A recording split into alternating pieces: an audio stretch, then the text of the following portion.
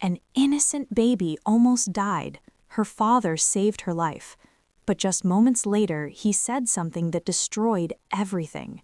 9 years of love, 2 children, and now they're standing in court ready to walk away.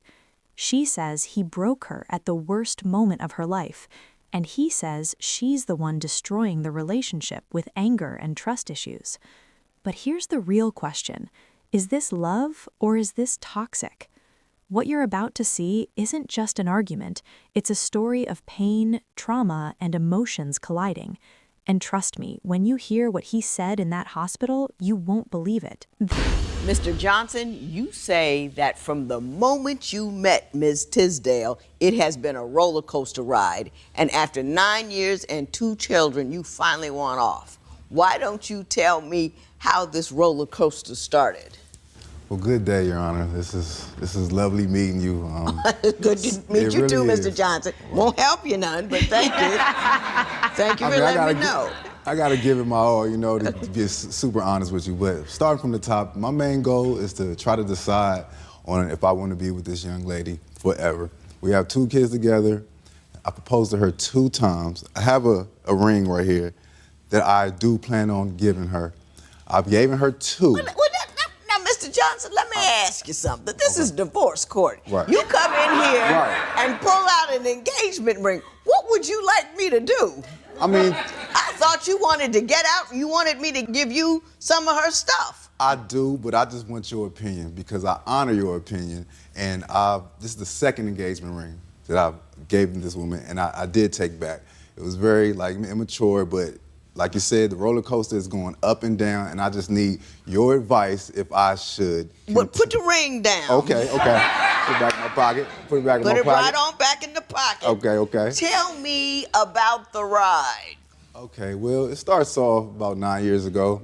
She was working at a restaurant. I happened to come in a restaurant. I usually go there all the time. This is where things already start to feel different. Imagine meeting someone for the first time and the first thing they ask you is, "Do you do bad things?" Most people would walk away right there, but for them, that's where everything began. And this is something we see a lot. When attraction is strong, people ignore the red flags. But here's the truth. The more intense the beginning, the more intense the ending usually is. I've never seen her before. So when I seen her, we locked eyes, and I asked her a question like, "Do you do bad things?" It sounds crazy, I know. But it's a line, I get it, I understand. You were trying to, yeah. We're in a courtroom, so you can use your imagination, you know. It's a lot of things that people do that are considered bad. So, I mean, that broke the ice, and we had a conversation, and later on that night, after work, she came home with me, and she basically never left. And, Hold up. You mean to tell me you meet a man that says to you, "Do you do bad things?" and by the end of the day, you're alone with him at his house? Yes. How much sense does that make? I mean, I see that it turned out okay. He wasn't Ted Bundy or anything, Right. but because you're still here. No, not at but all. doesn't that cause you some concern? Not really, because when I locked eyes with him, it was like love at first sight. You know, I don't know, it was something about him, you know? You could tell when he said it, he didn't do it all. He doesn't do it often. Might I say this, Ms. Tisdale? Yes. They said Ted Bundy was quite a charming young man. They said that women were falling from him as he was being sentenced to death for multiple murders. Some woman showed up and asked to marry him. Yeah. You know, just because you're smooth and cool and all that, don't mean you're not a serial killer. I understand. But Mr. Johnson, when did things start to get funky? Well, the first, say, year and a half, it was smooth. I mean, because she had so much love, trust, so it was easy for me to be myself, easy for her to be herself. We didn't really have any problems. A little shortly, after about 2 years, that's when the problem started. A lot of family members, a lot of other people's opinions, a lot of the trust started going downhill. Give me an example of a situation where what someone said or what you saw or, caused you to be upset about and have trust issues with her. Well, it wasn't really trust issues with her, it was trust issues with me. She didn't trust me as much as she did in the beginning. And it may be because of the repetition. Like This is where it starts getting serious. 70 calls in just a few minutes? That's not love, that's fear. Fear of losing someone. And when a relationship is driven by fear, trust slowly disappears.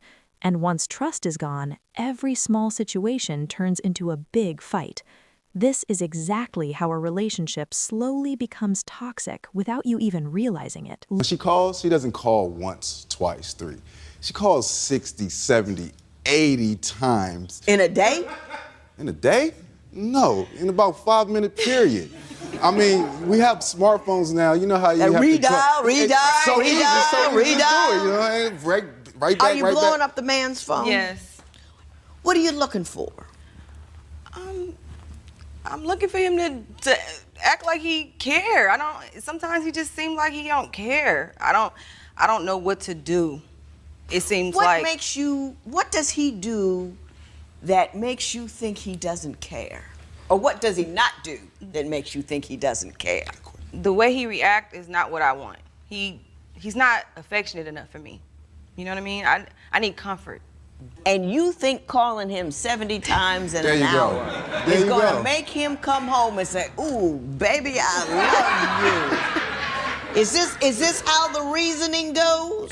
No. I mean, I expect him to be more understanding. You know what I mean? Like, That's hard to understand, though, 70 phone calls in an hour. I just want to say that. And I'm going to ask you this, Mr. Johnson, because clearly this is a symptom of, apparently, she's got a bit of a temper. yeah. Oh, you notice already? Well, the 70 phone calls in an hour, those usually come together, a Right. temper and 70 phone calls. You give me a couple of examples where she's gone off the deep end. The deep end. I can give you a simple example to where it starts. She Okay. complains about nothing. Okay, we could be sitting at the house and she could be like, "It's hot, it's hot, it's hot." And I would look at her and say, "The AC is right there. Just turn it on." And then she would get on my head about, "Well, if I wanted to turn the AC on, I would have did it." Look closely at this. The problem isn't just trust anymore, it's emotional control. Small things like turning on the AC are turning into full arguments. And when every conversation becomes a fight, love doesn't survive. The truth is, relationships don't usually break because of one big problem. They break because of small problems happening every single day. I'm like, "Well, why are you complaining that you're hot?" It's no ending to it. It's continuous. Just like the repetitive phone calls, it doesn't stop with her. That is the problem. She doesn't know how to pump her brakes at certain times. She let her emotions get the best of her. And it seems like that's what she knows as normal. And all I've been trying to do is try to show her that's not normal. We need to understand what we think is normal so we can be on the same page. Ms. Tisdale, do you agree with him that you do get upset easily and over small things? Yes, I do. And why do you think that is? Insecure. You're insecure. Yeah. Why are you insecure with your gorgeous self? I don't know. And here we finally see the real issue, insecurity. And insecurity doesn't come from nowhere. It comes from past pain. When someone has been hurt before, they don't just love again, they protect themselves. And that's why they overthink, overreact, and overcontrol. But the sad part is, in trying to protect themselves, they slowly destroy the relationship. Low self-esteem, Because? life experiences, how I've been treated, By whom? family members, treated me wrong, lied to me, affected my relationship with him a lot, letting them invade and make decisions for me that wasn't right and I regret later. Next, what happened at the hospital after Rodney saved their baby's life? They got so out of control, police were called to. Ms. Tisdale, you say that Mr. Johnson made a comment so ridiculous during one of the most stressful points in your life that you actually left him over it. Why don't you tell me what was going on and what he said? Well, actually, Now listen carefully. This is the moment that changed everything. Their baby, only 12 days old, suddenly stops breathing. Imagine the fear, the panic, the helplessness. And in that exact moment, when they should be united, something is said that changes their relationship forever. My daughter, when she was born, she was 12 days old and she stopped breathing. She almost died. He gave her CPR, and when we went to the hospital, we got into an argument because he said something so stupid and dumb. But what did he say? He gonna tell me. This, right here, is the sentence that broke everything. If my daughter turns out like you, I want nothing to do with her. Think about that for a second. A mother watching her baby fight for life and hearing this at the same time, that's not just hurtful, that's something that stays with you forever. Sometimes one sentence is enough to destroy years of love. That if my daughter turned out like me, he don't want nothing to do with her. So we got into an argument, we got into a big fight. I got angry with him because my daughter's laying in the bed, almost dying. And Go ahead. And you say something like that to me. In the midst of this, we're supposed to be together and, you know what I mean, loving each other, and it was just crazy. And then they had to escort the police into the security into the hotel, into the hospital. And Now, take who him. was escorted out, him or you? Him. Between the time he saved your daughter's life by giving him CPR, and he made that off comment, no doubt about it. Not the thing to say when somebody's kid's looking at, you know. I agree. What had you done? I didn't do nothing. I don't even know why he would say something like that in the midst of. Were you arguing at the time? No. He just said it. I don't know if he was thinking about all the past stuff that we've been through, or if he was angry, or if he was, because it's a lot of times where he don't want to be with me, and I have to beg him to be with me, be with me, you know, because I really believe this is the man of my life, you know. Right.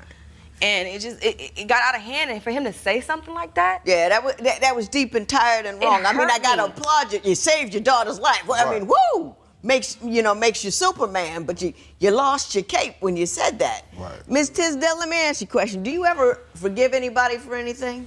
Yes. You don't harbor? Maybe a little. I think you harbor. I think you never get over anything. I think he forgives and you harbor. Yeah. And so what happens is you're mad about A or you're mad about M and then you have to bring up A through N while you're talking about M. He's got to pay for everything he did every day.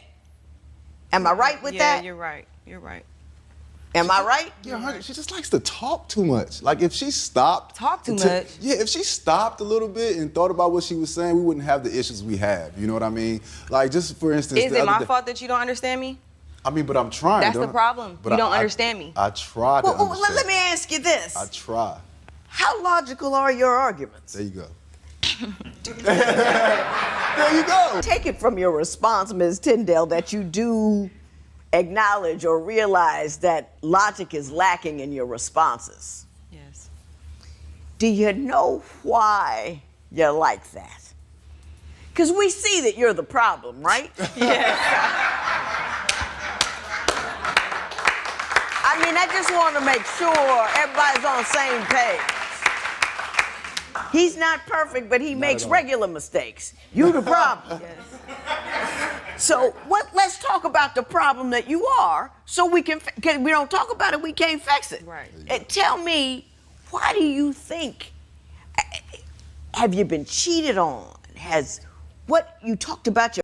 And now everything starts to make sense. She didn't even know her father until she was 16. Imagine growing up with that kind of confusion, that kind of broken trust. And when you carry that into a relationship, you don't just love, you defend yourself. That's why she calls, fights, reacts, because deep down, she's not trying to control him. She's just afraid he'll leave her too. Your family members doing things to you. What's up with that? I was 16 when I met my dad. Mm-hmm. I was told that he didn't exist all my life until I was 16. And then all of a sudden, He my pops dad, up. Right.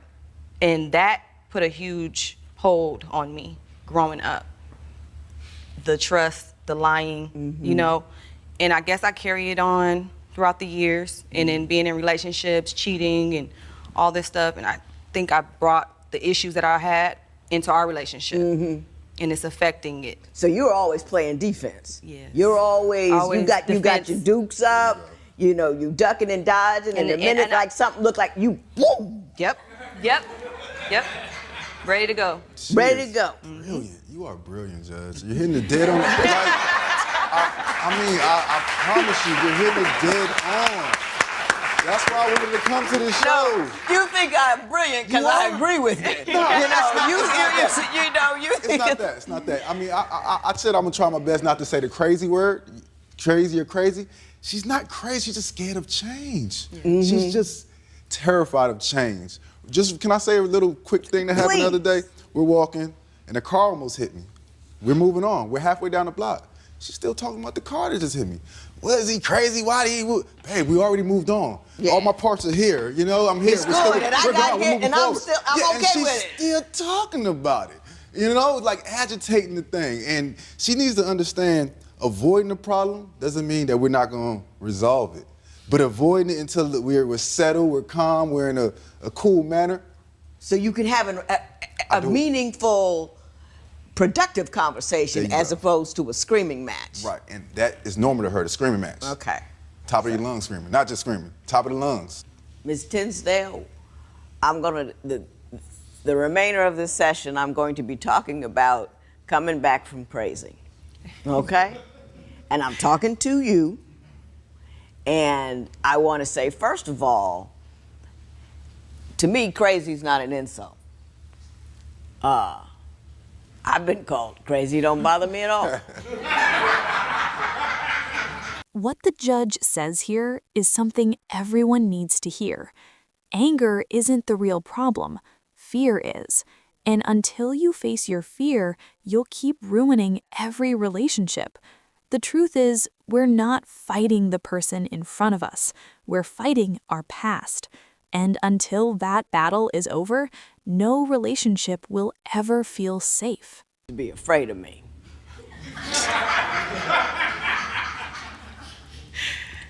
Talking to my sister, a few Christmases ago, and I was asking her, why, you never used to hang out. Because you were mean. And in talking about it with my mother, I was mean because I was angry, and I was angry because I was afraid. So what you have to do is deal with the fear. The fear will take care of the anger, and the anger will take care of the crazy. The time to decide not to get angry about something is before you get angry about anything. You got to have a game plan in place for how you're going to conduct yourself, how you're going to deal with upset. And you got to know who you are. You got to dissect where you're weak, what's wrong with you. I got a list of 20 things I know that are wrong with me. I own it. I love it. I relook at it sometimes just to make sure I'm on top of it. Now, you're fearful, you're angry, and you've been hurt. And you're afraid that if you do not knock somebody out, verbally or whatever, that they're gonna take you down. So that's how you respond. So you got to own that every morning. And then you have to say to yourself, self, today, just today, I'm not gonna get angry. Just today. Don't worry about tomorrow. And you got to let the first wave pass you by. I said, what I'm gonna do today, he says or does something I don't like, I'm gonna do like this. It's a ridiculous thing to do, but do it anyway. I surrender. Just surrender, not to him. You surrender to your better self. I surrender. And then you sit down, and you cannot speak until you're not angry anymore. You won't be able to do it the first couple of times, but after a while, Right. After a while. And then, at the end of the day, you got to debrief your crazy. You got to sit down and a piece of paper. Nobody believes in paper no more, but I do. Write down his. My big bugaboo is worry. I have a list. What I worried about. And then I put a line. And that said, what really happened? And when you read it at the end of the week, you feel stupid. I worried about this all day long, and that happened. Wow. And if you keep writing that down, I yelled at this guy about this, that, and the other thing, and it wasn't even important. You see what I'm saying? You need to work your situation. You need to handle your crazy. You need to handle your fear. And once you handle your, and you work at it, because you can do it. You see what I'm saying? You know, believe in it. Knock that sucker down. You're strong and you're able, and you say, anger is the problem. My fear is the problem. I'm not going to live my fear. I'm not going to let what somebody did to me 20 years ago tell me that the rest of my life ain't going to be what I want it to be. I'm a bad chick. I can handle